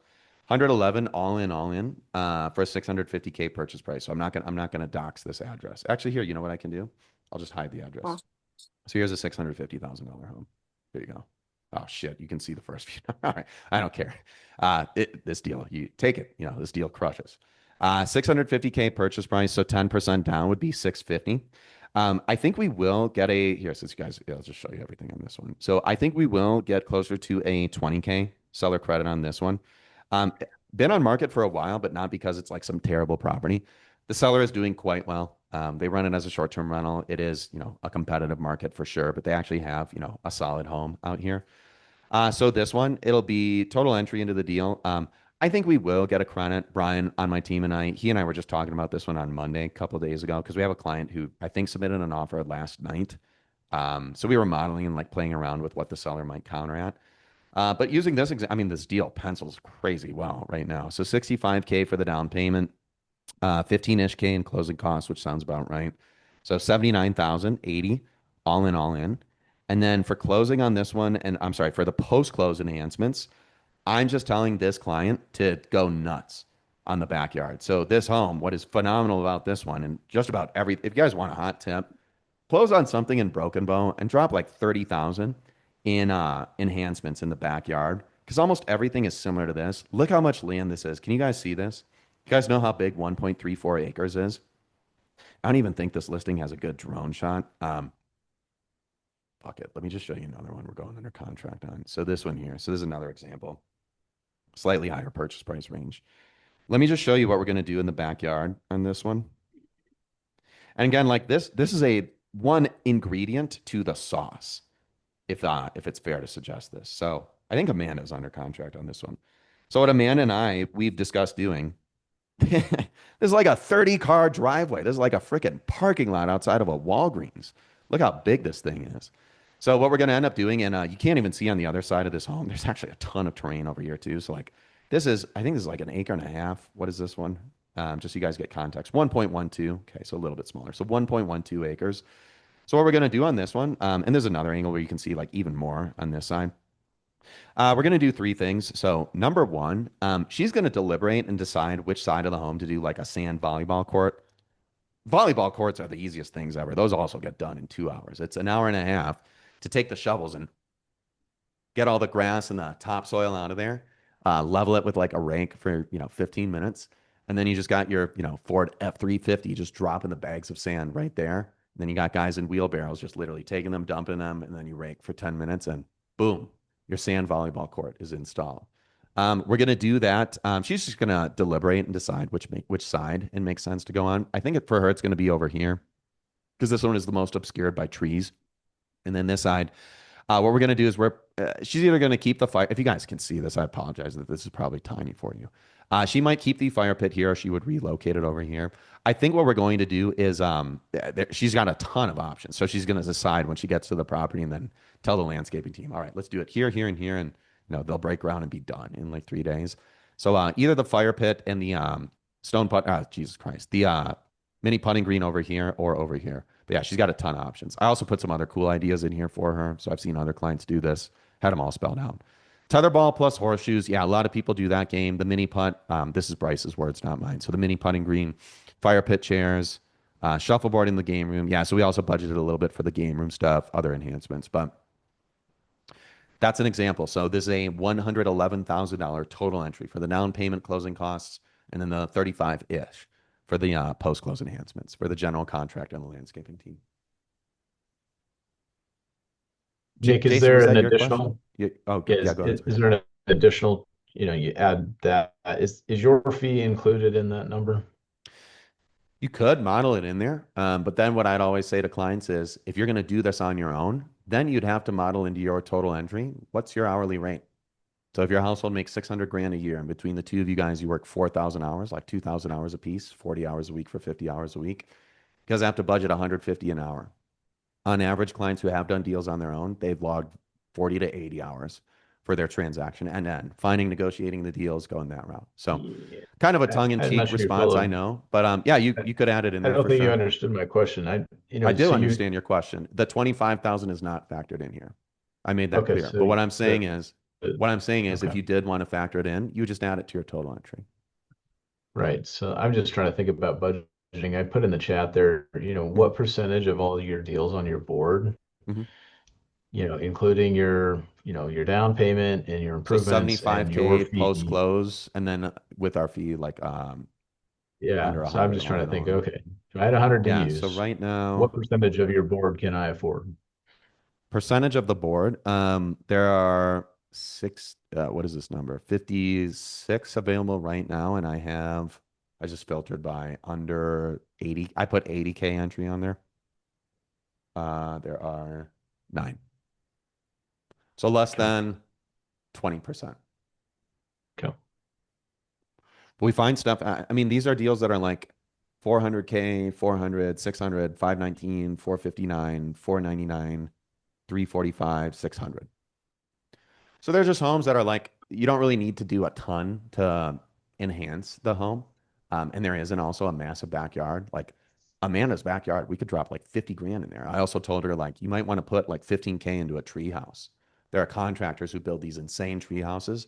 Oh my God, those homes punch above their weight class super nicely. So I was like, we should also be doing the same. So she So if I may change spend a that few number more. to 150, what percentage of your board? Deals 150 or less. Because you're going to assume that 50 is coming back to the 150 upper including or board not and that's including your our program fee? including. Okay, so actually 125 or less. 26.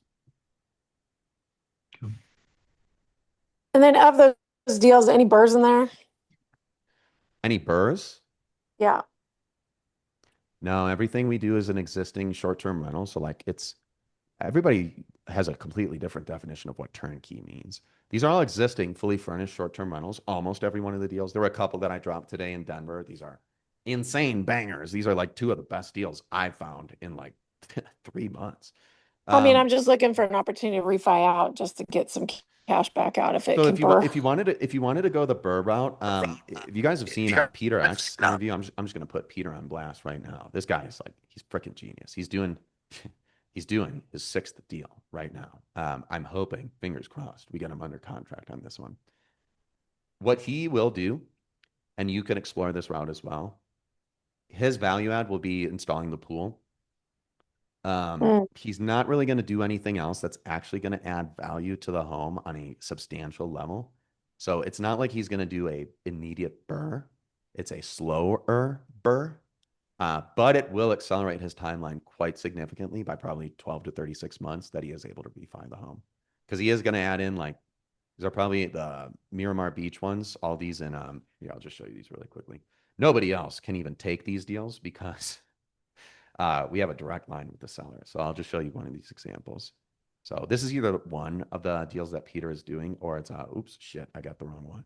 That one in Fredericksburg. That one in Fredericksburg is also really cool. Fredericksburg, Texas. This is one of them, essentially. So I'll show it to you here.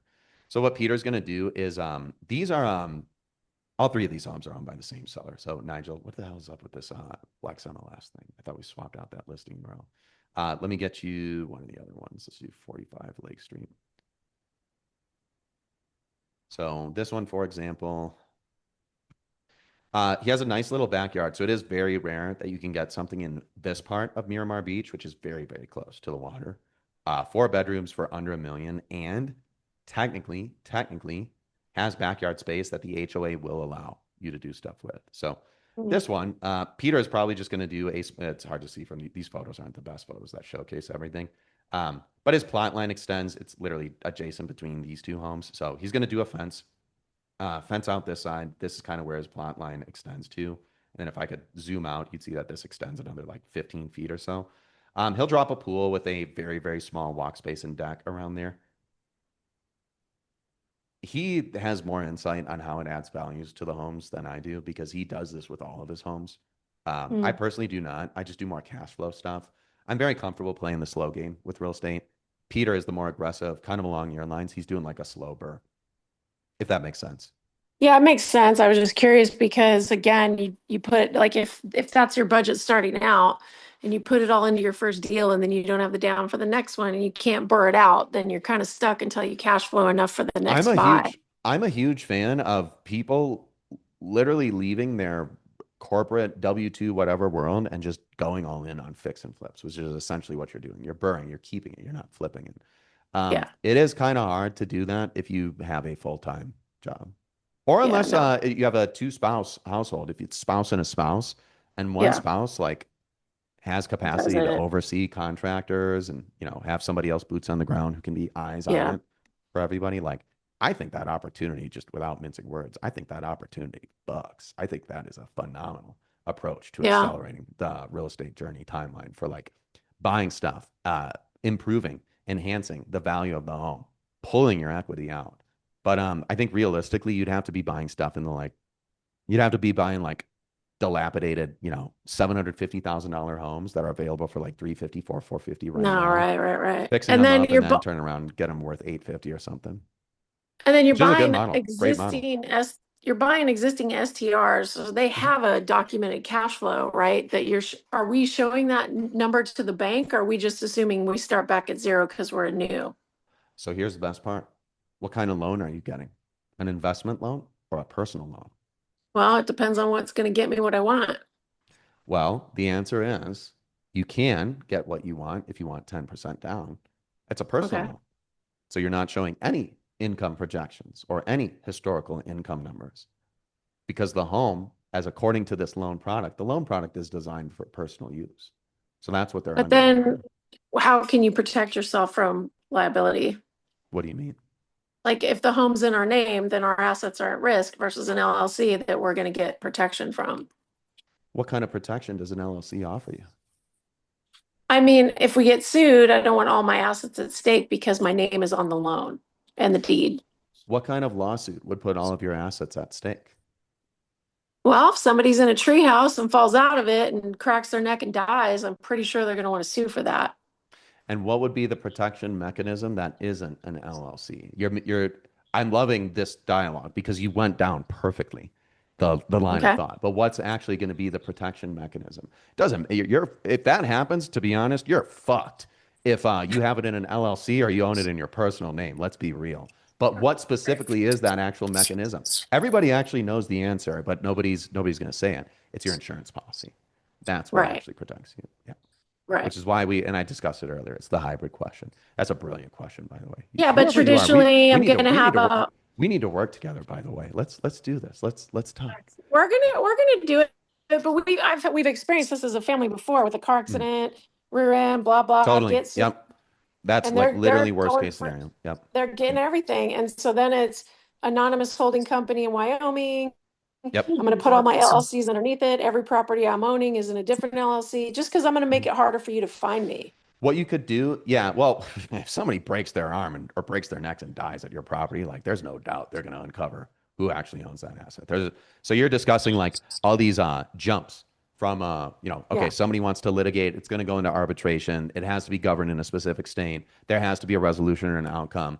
You having an LLC versus not having one, that family or that household, oh yeah, like if you were actually liable for the wrongdoing, you having some sort of mechanism of whether or not you're in an LLC or not, literally not going to happen. Like I could uncover whoever owns that Wyoming property or that Wyoming LLC if I really needed to, because there are people with solutions for that. So it's not going to actually protect anything. What will be necessary is you do need a hybrid insurance policy that also covers short-term rental loss or short-term rental what would it be? Like an encumbrance that somebody like, what are they going to do? Like put a lien against the home for like 800 grand for like the medical bills or something.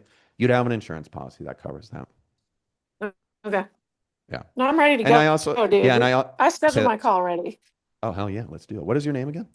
Candace You're a Fuller. badass, Candace. Throw a 9 in the chat for Candace. Yeah, you want to burr stuff, you want to fix and flip stuff. Hell yeah. You're my type of lady. I want to work with you. Let's do some real estate together. Super badass. No, really good questions. But yeah, I'll be real with you. I tell clients all the time, I don't think it's worth quitclaim deeding the property to your LLC post close if you do one of these loan products. Because the thing that you think you're trying to solve for, the thing you're trying to solve for is de-risking. You want to reduce risk exposure. The mechanism Right. that you're doing it by is not the mechanism. It's just making sure you have the policy. Because Right. you'd be amazed, and everybody on this call is probably thinking the same thing. Like I get that question so much. It's like I everybody bet. I thinks bet like you an do. LLC is this like get out of jail free card. When we Right. go down the Well, rabbit just hole, like which you did brilliantly, by the way. Like you linearly like went down all the steps. It's like, well, then it would be this, then it would be this, and then you got to like, well, what if somebody falls and breaks their neck? Well, number one, it's air cover the policy. If it's an yeah. Airbnb stay, Airbnb is insured to the freaking teeth. So Right. they would be the ones who are liable. It wouldn't personally be you. And that's what air cover covers. Okay. But then for all the other stays, like if you have a direct booking stay or like you're on booking.com, Vrbo, Expedia, Google Vacation Stays, what have you, your insurance policy would it would cover your ass. That was what I was trying to say. Yeah. Got it. Thanks. Let's also pray that that never happens. Of course. Yeah. Right. We'll put the rules front and center on the on the treehouse. No, but everybody, people do some wild shit at these Airbnbs. That's for sure. So yeah, it's their ass, not yours. Sergio, great to have you chime in too. Yeah, good to hear from you, man. What's up? Yeah, I got a quick question. So basically, we getting it as a personal loan, right? Do Getting we have paid to as a list it? personal loan. Sure. Okay, so the mechanics of closing on the home. Yeah, it's a personal Yeah. loan product in your name. Sure. So in order to be able to deduct our Get the passive, depreciation, get the offset. get the depreciation, do we have to? Do we list it I gotta watch TV. on the I on the watch TV, Airbnb? right? Do we list it under our personal name or under an LLC? Do we need to treat it as like a business, or can we still make it under our own name? I got you. Yeah, I think I know what you're trying to solve for. And then so disclaimer once again, I'm not a CPA. I'm not an enrolled agent. I'm not a licensed tax advisor. I don't represent myself as such. I don't prepare anybody's returns. So I want to make it clear. Should talk to a CPA and validate that this random white guy in a blue suit is actually, sharing something that's directionally accurate. But I'm not in any way advising you in any personal scenario. I just want to make that clear. So there are 2 or 3 things at play. Mechanism of closing on the home, the ownership of it, and then running a short-term rental business. So let's start with closing on the home. You mentioned it. You're closing in your personal name with a loan product originated originally for vacation use for yourself privately. The second item at play is how you take ownership of it. It's also in this scenario in your personal name. The third item was, what is the use case for how this home is actually being used? The third item is more so a mechanistic product of how you are defining that it is actually being used as a investment property, as is related to your tax returns. So the K1 income tax return, the Schedule E or the Schedule C of you defining all your expenses associated with this business. You will typically form an LLC, opening a business checking account with it. The moment you go live with the home, all your income and all your expenses will flow in and out of that checking account. And when you file your returns, you'll mention that this property, there is a cost segregation study ordered on it. There is depreciation associated with this home. Did you use it as a short-term rental? So you'll go through that 3 criteria litmus test. Was it purchased and placed into service this calendar year? Was the average duration of stay 7 days or less? And was the 100 hours of material participation satisfied? And did you substantiate that you did that in your reports if the IRS ever comes asking? That is kind of how all 3 of those items blend together. Okay, thank you. Of course. Are we working together? Yeah, so the other question, just to make sure, you said if our investment is in a 150K range, we get Cash on about hand for like the total 26. entry for down payment, closing costs, and the Yeah. post-close enhancements. That's what you're referring to. Okay. Does it get us to about like 26% of your properties from your board? I think I shared the number earlier, but That's yeah, dude, we get properties like that Yeah. literally every single week. And Every that's single week, 450 or what would be the value of the house in that case? A lot of those were in the 450 to 880 purchase price range. Okay. And again, so all of the properties are existing short-term rentals, right? Almost 95% Or of them are. Yeah. Today I found, Okay. today the team found, and I underwrote, 2 killer spots in Denver that do not have furniture. I don't know if they were existing short-term rentals or not. I think actually both of them were just fix and flips. They were purchased, I think like 3 or 4 months ago.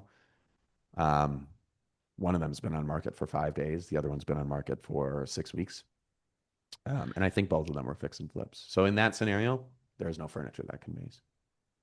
But those are typically pretty outliers. The majority of everything. Yeah. What I'm Go ahead, worried sorry. about is like if there is any income history for the past years, just to how can we project if it's a cash flowing property or not? Let me ask you, how would you project a long-term rental property to be cash flowing positive, break even, or negative? What would your order of operations be? Well, if I had history for like past 2 years, I can Let's at say you least didn't. past 2 years. Well, there's other stuff going on in the market. Yeah, what I if you know, didn't have? but- What if the home was built brand new? What if it's a 2025 development and nobody's ever rented it before? How would you assess the income? It just compare on the market other properties Why would you compare against the properties in the market? to have an idea. Like that. It's going to That's give you a again blend of what the market is doing. Are there any outliers? Are there any laggards? It's absolutely no different in the short-term rental space. Like for example, let me just pull up any one of these video breakdowns here. So this is one, and you guys know the answers, right? Like that is exactly what you would do. So this is my business partner Bryce underwriting this one. So what he's doing is left-hand side, we've got the property in question. So we're zooming in, seeing where that's at.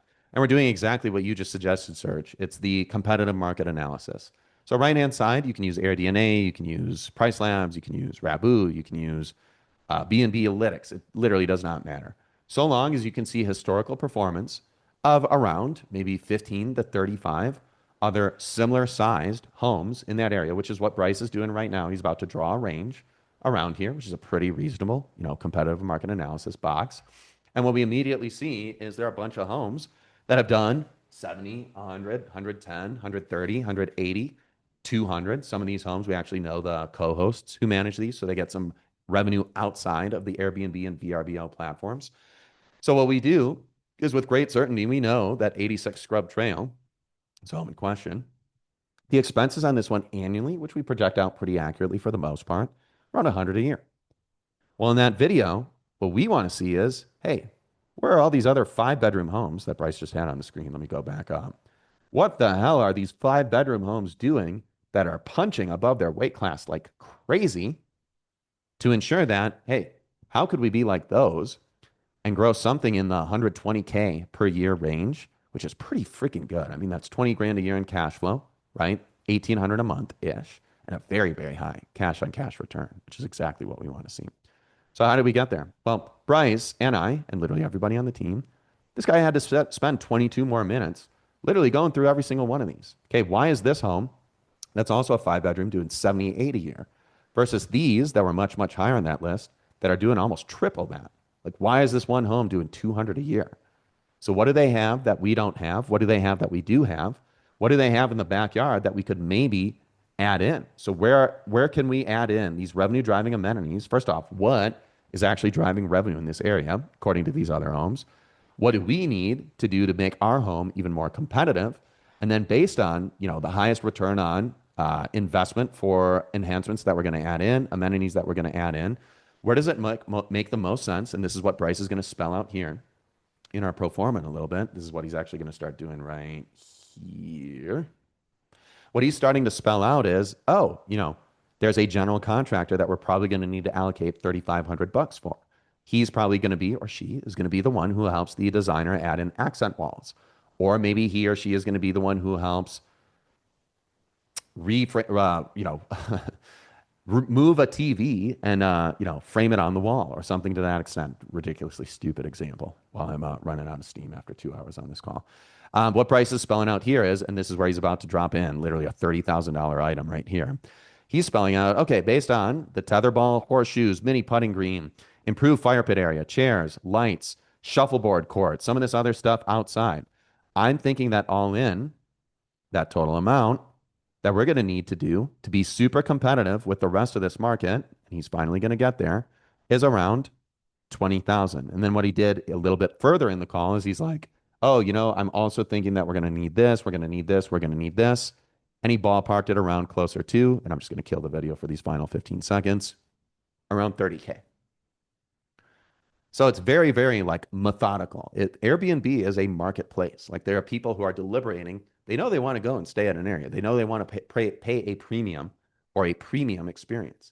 They're just deliberating, well, to what extent, are we willing to pay? And to what extent does one, property seem like it's going to give us a better experience versus the other? You need to put forward the most competitive, reasonably competitive experience that you possibly can. And typically that's a product of allocating quite a bit into the post-close enhancements. So this budget all in, I think, is like 35 for the post-close enhancements.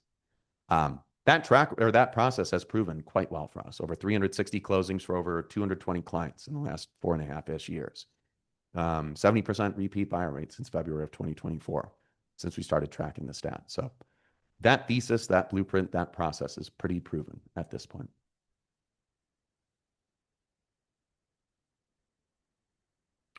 How do you guys feel about everything else?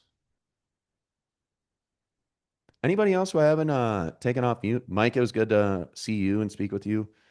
Vishal, we gotta get moving, sir. I wanna do something for you. What, you ready to do something this year? Do you grab a time? Yeah, I'll just book something this week, probably, hopefully Friday. Thank you. Do you see the link in the chat? I want to make sure that you're able to reference the Yep, calendar. I can. Sweet. Yep. Cool. Thank you. Awesome. Yeah, it'll be either me or Connor, and I think you've seen some stuff from Connor too. Yep. But yeah, if Thank it's you. on his calendar, I'll move it over to mine since we've already spoken. Umberto, Priyank, Mayura, you are speaking. Rama, it was good to have you on here. Serge, it was good to meet you as well. Grant, Doug. Cool, guys. I'm running out of steam. That was a good 2 hours and 11 minutes. I could go all day on this, but I am getting a little tired. Guys, good on everything else? You need anything else? I'd love to work with you guys. We'll split the payment into two. It's typically $9,500 up front and then $15,500 due the day after you guys close. I typically do raise our rates for the end of the year, stress that sometimes I get put through by supporting a lot of people last minute, but you guys have plenty of time. 3.5-ish weeks for submitting offers on homes, which is perfect timeline. Hey, Priyanka, Nick. Yeah, Priyank. Yep, good to have you.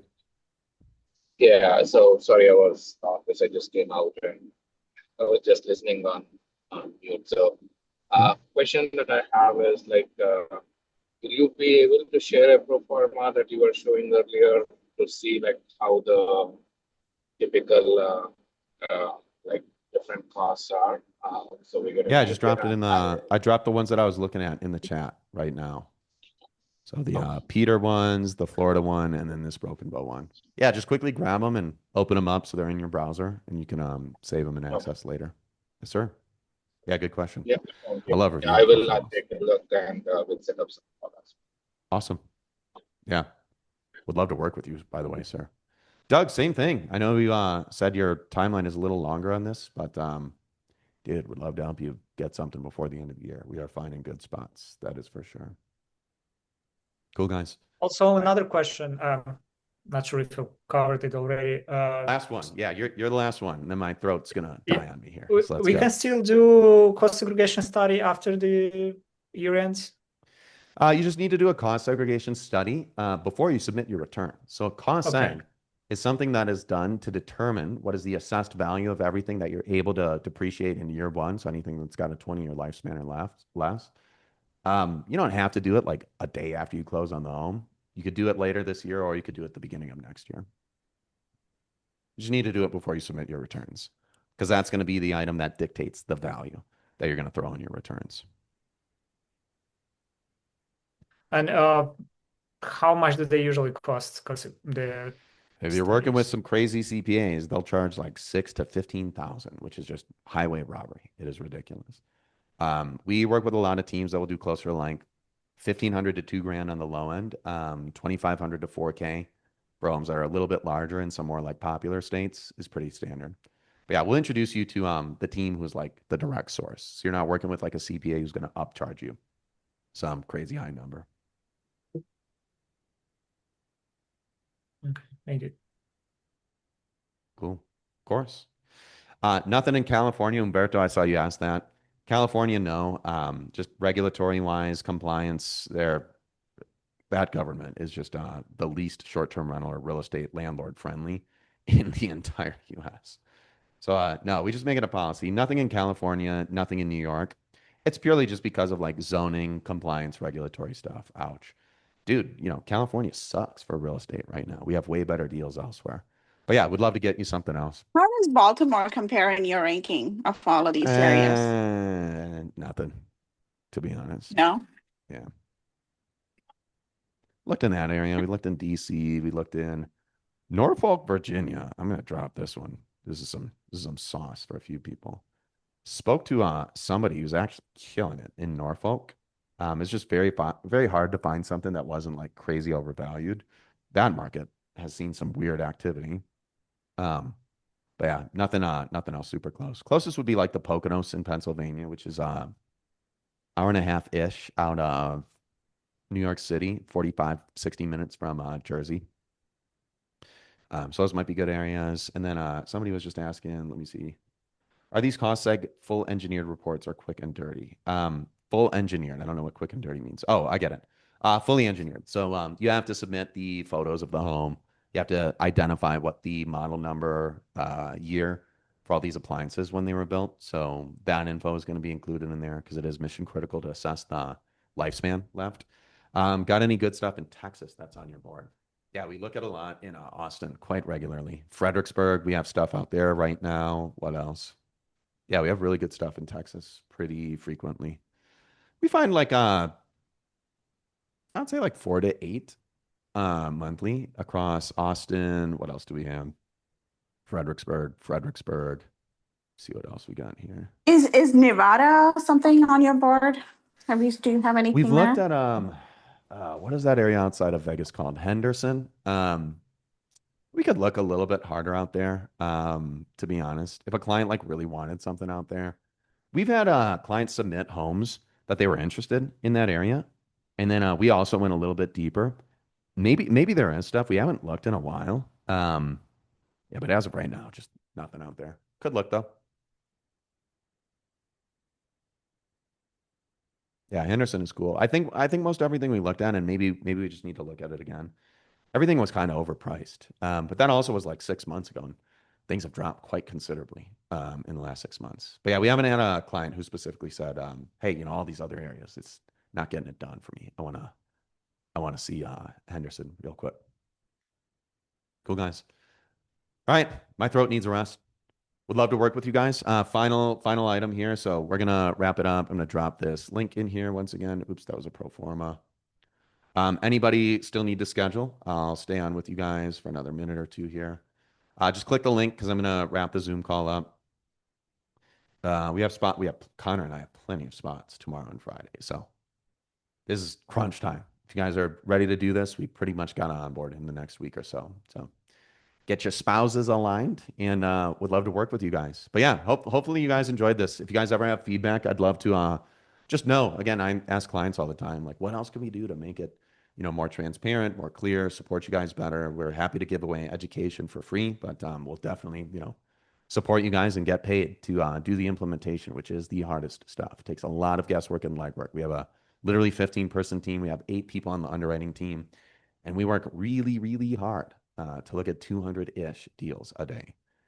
So close to 1,000 a week just to find 15, 20 that actually work. And it takes a lot of effort, which is what I'm going to be doing in probably an hour and a half to finish up my quota for spots that we got to review and approve before we send a client. So we'd love to work with you guys. If you're watching the recording, also would love to work with you guys. Check out some of the other YouTube videos on our page that have anything to do with, tax savings, the cash flow. Check out this video right here, which is going to cover some more of the frequently asked questions that a lot of clients ask.